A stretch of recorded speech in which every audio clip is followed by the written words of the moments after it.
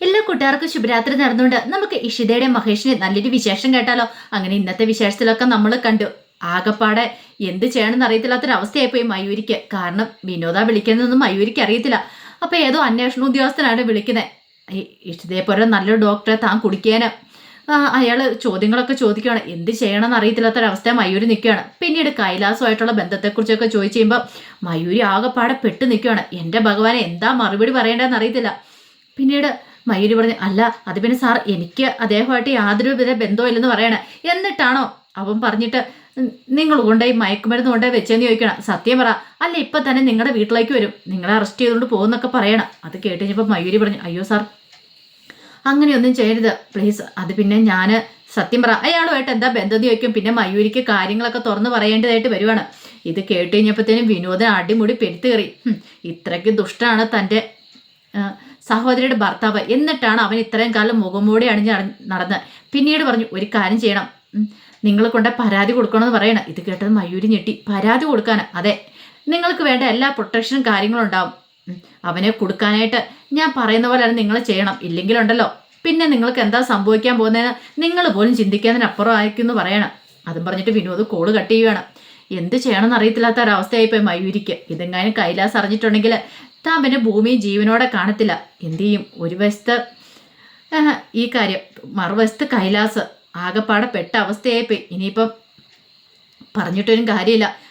വരുന്നിടത്ത് വെച്ച് കാണാൻ തന്നെ തീരുമാനിച്ചു. അല്ലെങ്കിൽ തന്നെ കൈലാസിനെ പേടിച്ചിട്ടാണ് മയൂരി അങ്ങനെ ചെയ്തത്. പക്ഷെ അത് പറഞ്ഞിട്ട് കാര്യമില്ലല്ലോ. ഇനിയിപ്പം നാളെ ഒരു പ്രശ്നം ഉണ്ടായിട്ടുണ്ടെങ്കിൽ കൈലാസ് നൈസായിട്ട് തലയൂരെന്ന് മനസ്സിലായി. മാപ്പ് സാക്ഷിയാവണം തനിക്ക് കുഴപ്പമില്ല. പക്ഷെ ഒരു കാര്യമുണ്ട്, അപ്പം കൈലാസ് തന്നെ വെറുതെ വിടുമെന്ന് തോന്നില്ല. എന്തേലും ഉടനെ ചെയ്താൽ മതിയാവുള്ളൂ എന്ന് ചിന്തിച്ച് മയൂരി അങ്ങോട്ട് പോവാണ്. ആ സമയം ആകാശ് ഭയങ്കര സന്തോഷത്തിലാണ്. ആകാശ് ഇന്ന് രചനയോട് പറഞ്ഞു, നമുക്ക് കിട്ടിയ അവസരം നമ്മൾ മാക്സിമം വിനിയോഗിക്കണമെന്ന് പറയണം. അതെന്താ അങ്ങനെ പറഞ്ഞേ? അവൾക്കൊട്ടൊരു പണി കൊടുക്കണ്ട ഈ ഇഷിതയ്ക്കിട്ട് മാത്രമല്ല മഹേഷിനിട്ടും കൊടുക്കണം. ചിപ്പിമോളുടെ പേര് വെച്ച് നമുക്ക് കൊടുക്കാന്ന് പറയാം. അല്ലാതെ ഇപ്പം എന്ത് ചെയ്യാൻ പറ്റുമെന്ന് ചോദിക്കാം. നമുക്കൊരു കാര്യം ചെയ്യാം, ഒരു പരാതി അങ്ങോട്ട് കൊടുക്കാം. ബാലാവകാശ കമ്മീഷന് തന്നെ കൊടുത്തേക്കാം. എങ്ങനെയുണ്ട്? അങ്ങനെ കൊടുക്കുകയാണെങ്കിൽ രക്ഷപ്പെട്ടു. ചിപ്പിമോള് അവിടെ ഇവിടെ ആയിട്ട് ഓടി നടക്കുക. കാരണം ഇഷിതയും മഹേഷും തമ്മിൽ വേറെ പിരിയാൻ പോവാ. ഇഷിത വീട്ടിലും മഹേഷ് ഇവിടെയാണ്. അപ്പോൾ അതിൻ്റെ മാനസികവിഷം ചിപ്പിക്കുണ്ട്. അപ്പോൾ ചിപ്പിക്ക് ഭയങ്കര സങ്കടമാണ്, കരച്ചിലും കാര്യങ്ങളൊക്കെയാണ്. അപ്പോൾ അവളെ അമ്മയെ തനിക്ക് വിട്ടുകിട്ടണം എന്നൊക്കെ പറഞ്ഞുകൊണ്ട് അങ്ങനെ ഒരു പരാതിയും കൊടുക്കാം. ചിപ്പിമോളെ വെച്ചാകുമ്പോഴത്തേനും പെട്ടെന്ന് കാര്യമൊക്കെ ഒരു തീരുമാനം ഉണ്ടാവുമെന്ന് പറയണം. ഇത് കേട്ടത് ഒരു നിമിഷം ആലോചിച്ചിട്ട് രചന പറഞ്ഞു, അത് കൊള്ളാം, നല്ല ഐഡിയ തന്നെയാണ്. അങ്ങനെയാണെങ്കിൽ കാര്യങ്ങളൊക്കെ ഓക്കെ ആണെന്ന് പറയാം. ഈ സമയം ആദ്യ വല്ലാത്തൊരവസ്ഥയിലാണ്. ആദ്യയുടെ മനസ്സിലേക്ക് ഓരോ സമയം ഇഷിതയുടെ രൂപം ഇങ്ങനെ കയറി വരുവാണ്. ആദ്യക്ക് ഒരു കാര്യം മനസ്സിലായി, തന്നെ അന്ന് രക്ഷിച്ച ഡോക്ടർ ഇഷിതയാണ്. അതുകൊണ്ടായിരിക്കും ഒരു പക്ഷെ അന്ന് തന്നെ കണ്ടു കഴിഞ്ഞപ്പോഴത്തേനും മോനെ ഇഷാദയെന്നൊക്കെ വിളിച്ചുകൊണ്ട് ഓടി വന്നത്. ഇന്നല്ലെങ്കിൽ നാളെ ഒരിക്കലും നീ എന്നെ അമ്മയെന്നും വിളിച്ച് എൻ്റെ രീതിയിലേക്ക് വരുമെന്നേ. ഒരു പക്ഷെ അതുകൊണ്ടാണോ അവരപ്പോൾ അത്ര നല്ല സ്ത്രീയാണോ തന്നെ ചേർത്തിരുത്തി തന്നെ മടിയിലേക്ക് പിടിച്ചിരുത്തി തനിക്ക് ചോറ് വാരി തന്നതും കെട്ടിപ്പിടിച്ച് കൂടെ കിടന്നതൊക്കെ കാര്യങ്ങളൊക്കെ ഓർത്ത് കഴിഞ്ഞപ്പം എന്തോ ഒരു ഭയങ്കര ഒരു സന്തോഷമൊക്കെ തോന്നി. നല്ല ഇഷിത നല്ലവളാണ് എന്നൊരു കാര്യം മനസ്സിലേക്ക് വരുവാണ്. താൻ അമ്മയെന്നാണ് വിളിച്ചുകൊണ്ടിരുന്നത്. തന്നെ മകനെ പോലെ കണ്ട് സ്നേഹിച്ചിരുന്നത്. രചനാമ്മയെ പോലെയൊന്നും അല്ല, ഇതുപോലത്തെ സ്നേഹവും കാര്യങ്ങളൊന്നും അല്ലെന്നുള്ള കാര്യം മനസ്സിലായി. തൻ്റെ സ്വന്തം അമ്മയല്ല, എന്നാലും അതൊക്കെ ഓർത്ത് കഴിഞ്ഞപ്പോഴത്തേനും ആദ്യമായിട്ട് ഇഷിതയോട് സ്നേഹം തോന്നുവാണ്. അവർ തൻ്റെ അമ്മയായിരുന്നെങ്കിൽ എന്നൊരു ചിന്ത മനസ്സിലേക്ക് വരുവാണ്. ആ സമയത്ത് താൻ അനുഭവിച്ച ആ സന്തോഷമൊക്കെ ആദ്യയുടെ മനസ്സിലേക്ക് പഴയ ഓർമ്മകളെല്ലാം തിരികെ വരുവാണ്. അപ്പോൾ സ്റ്റീഫൻ ഡോക്ടർ പറഞ്ഞ കാര്യങ്ങളൊക്കെ ഏകദേശം സത്യമാകുകയാണ്. ആദ്യക്ക് ആ ഓർമ്മകൾ അങ്ങനെ തിരിച്ചു കിട്ടുകയാണ്. അത് രജനിയോ ആകാശോട്ട് അറിയുന്നുണ്ടായിരുന്നില്ല. പിന്നീട് വലിയ ആളും വിളിച്ച് അവർ കൊണ്ട് പരാതി കൊടുത്തു. വനിതാ കമ്മീഷൻ ബാലാവകാശ കമ്മീഷനും കൊണ്ട് പരാതി കൊടുക്കുകയാണ്. ഈ സമയം ഇഷിതെ ഭയങ്കര വിഷമത്തിരിക്കുകയാണ്. അപ്പോഴേക്കും ചിപ്പിമോള് വന്നിട്ട് പറഞ്ഞു, അതെ നമുക്ക് പുറത്ത് പോയാലോ ഇഷിതമ്മയെന്ന് പറയണം. പുറത്ത് പോകാനോ?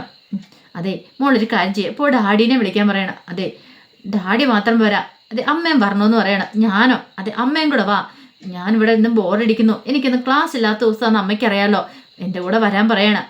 അങ്ങനെ അവസാനം ഇഷിത പറഞ്ഞു ശരി വരാമെന്ന് പറയണം. ചിപ്പിമ്പോൾ പിന്നെ പോയി മഹേഷിനെ വിളിച്ചിട്ട് പറഞ്ഞു എൻ്റെ കൂടെ പുറത്ത് വരണമെന്ന് പറയണം. അങ്ങനെ രണ്ടുപേരെ ചിപ്പിമോള് വിളിക്കുന്നുണ്ട്. ഇത് രണ്ടുപേർക്കും അറിയത്തുണ്ടായിരുന്നില്ല. അങ്ങനെ താഴേക്ക് ചെന്ന് കഴിഞ്ഞപ്പോഴാണ് ആ കാര്യങ്ങൾ അറിയുന്നത്. പാർക്കിംഗ് ഏരിയയിലേക്ക് ചെന്ന് കഴിഞ്ഞപ്പോഴാണ് ഇഷിത ഉണ്ടെന്ന് മഹേഷ് ഉണ്ടെന്ന് ഇഷിതയ്ക്ക് മനസ്സിലാകുന്നത്. എന്ത് ചെയ്യണമെന്ന് അറിയത്തില്ല. പിന്നീട് അവരങ്ങോട്ട് പാർക്കിലേക്ക് പോകുന്ന സമയത്ത് ചിപ്പിമോൾക്ക് വേണ്ടിയിട്ടല്ലേ അഭിനയിക്കാതിരിക്കാൻ പറ്റില്ലല്ലോ എന്ന് കരുതിയിട്ട് എന്ത് ചെയ്യുവാണ്, രണ്ടുപേരും കൂടെ അഭിനയിക്കുവാണ്. അങ്ങനെ അവിടെ ചെന്ന് പാർക്കിലേക്ക് ചെല്ലുവാണ്. പാർക്കിൽ ചെന്ന് കഴിഞ്ഞപ്പോഴത്തേന് ചിപ്പിമോള് ഭയങ്കര സന്തോഷത്തിലാണ്. ചിപ്പിമോള് കാര്യങ്ങളൊന്നും അറിയണ്ടെന്ന് വിചാരിച്ചു. പിന്നെ ചിപ്പിമോൾ അങ്ങനെ ഓടിക്കളിക്കുന്ന സമയത്ത് വല്ലാത്തൊരു വേദനയിൽ ഇഷിത ഇരിക്കുക. ഇഷിതയുടെ വേദന കണ്ടു കഴിഞ്ഞപ്പോഴത്തേനും മഹേഷിന് സഹിച്ചില്ല. പിന്നീട് മഹേഷ് ഇഷിതയുടെ അടുത്ത് നിന്നിട്ട് കാര്യങ്ങളൊക്കെ സംസാരിക്കുകയാണ്. എനിക്കറിയാം നീ ഒരു തെറ്റും ചെയ്തിട്ടിരുന്ന, നീ ഒരിക്കലും തെറ്റുകാരിയല്ലെന്ന് എനിക്കറിയാം. പക്ഷേ നീ ഇപ്പം തൽക്കാലത്തേക്ക് അങ്ങോട്ടേക്ക് വരണ്ട. എനിക്ക് എല്ലാവരുടെ മുന്നിൽ നീ തെറ്റുകാരിയല്ലെന്ന് തെളിയിക്കണം. മഹേഷ് തൻ്റെ മനസ്സ് ഇഷിതയുടെ മുന്നിൽ തുറക്കുവാണ്. ഇഷിതയോട് പറഞ്ഞു, ആ സമയത്ത് എനിക്ക് അങ്ങനെ പറയേണ്ടി വന്നു. അറിയാലോ, ഒരു കുടുംബത്തിന് പ്രാരാബ്ദം മുഴുവൻ എൻ്റെ തലയിൽ കൂടെയാണ്. ആ ഒരിത് വെച്ചാണ് എനിക്ക് അവരോടൊപ്പം നിൽക്കാനോ സാധിച്ചുള്ളൂ. പക്ഷെ ഒരിക്കലും ഞാൻ എൻ്റെ കണ്ണുകൊണ്ട് നിന്നെ തെറ്റുകാരിയായിട്ട് കണ്ടിട്ടില്ല. ഞാനത് നിൻ്റെ അച്ഛനോടും പറഞ്ഞിട്ടില്ല. ലോകത്തിൽ ഏത് പെണ്ണിനെ അങ്ങനെ തെറ്റുകാരിയായിട്ട് കണ്ടാലും നിന്നെ കാണാൻ പറ്റിരുന്ന. അങ്ങനെ അവർ പരസ്പരം മനസ്സ് തുറന്ന് സംസാരിക്കുന്നുണ്ട്. അപ്പം തന്നെ ഇഷിതയ്ക്കൊരു ആശ്വാസമായി. പക്ഷേങ്കിൽ തങ്ങൾ രണ്ടുപേരും ഒന്നിച്ച കാര്യം ഇപ്പോൾ തൽക്കാലത്തേക്ക് ആര് പറയണ്ടെന്നുള്ള കാര്യം ഇഷിതയോട് പറയാണ്. ഒരു കാര്യം ചെയ്യാം, ഇഷിത അവിടെ തന്നെ നിന്നോ, നമുക്ക് നോക്കാം എന്താ സംഭവിക്കുന്നത് നോക്കട്ടെ, അതിനുശേഷം ഒരു തീരുമാനം എടുക്കാന്നൊക്കെ പറയണ. ചിപ്പുമോള് ഭയങ്കര സന്തോഷത്തോടെ അങ്ങോട്ട് വന്നിട്ട് പറഞ്ഞു, അതെ എനിക്ക് ഐസ്ക്രീം വേണമെന്ന് പറയാം. അതിനെന്താ ഐസ്ക്രീം ഒക്കെ വാങ്ങാലോ എന്നൊക്കെ പറയാണ്. ആ സമയത്ത് പരാതി കൊടുത്തു കഴിഞ്ഞപ്പോഴത്തേനും ബാലാവകാശ കമ്മീഷനിൽ നിന്ന് ആൾക്കാർ വരുവാണ് അതിനെക്കുറിച്ച് അന്വേഷിക്കാനായിട്ട്. അപ്പം ചിപ്പിയും മഹേഷും ഒന്നും അവിടെ ഉണ്ടായിരുന്നില്ല. രചനയാണ് പോയി, രചനയെല്ലാം മഞ്ജിമയാണ് പോയി വാതിൽ തുറന്ന് കഴിഞ്ഞപ്പോഴത്തേനും രണ്ടുപേരും അങ്ങോട്ട് കയറി വന്നു.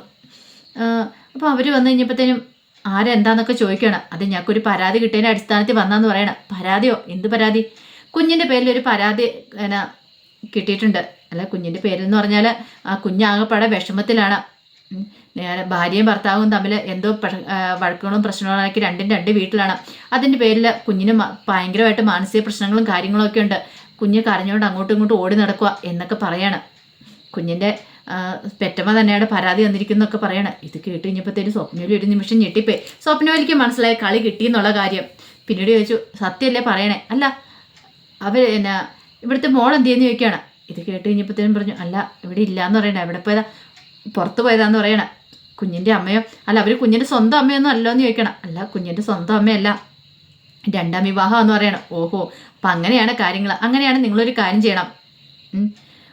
ഒന്നെങ്കിൽ അവരിങ്ങോട്ട് വിളിച്ചോണ്ട് വരണം, അല്ലെങ്കിലുണ്ടല്ലോ ആദ്യ ഭാര്യയ്ക്ക് തന്നെ മഹേഷിന് ആദ്യ ഭാര്യയ്ക്ക് തന്നെ കുഞ്ഞിനെ വിട്ടുകൊടുക്കണം. സ്വന്തം പെറ്റമ്മയ്ക്ക് തന്നെ കുഞ്ഞിനെ വിട്ടുകൊടുക്കണം. കുഞ്ഞിനെ ഇങ്ങനെ അവിടെ ഇവിടെ ഇട്ട് പന്ത് കെട്ടാനും സമ്മതിക്കില്ല. അങ്ങനെയൊക്കെ പറഞ്ഞ് കുറേ കാര്യങ്ങളും കൂടെ പറഞ്ഞിട്ട് പോവാണ്.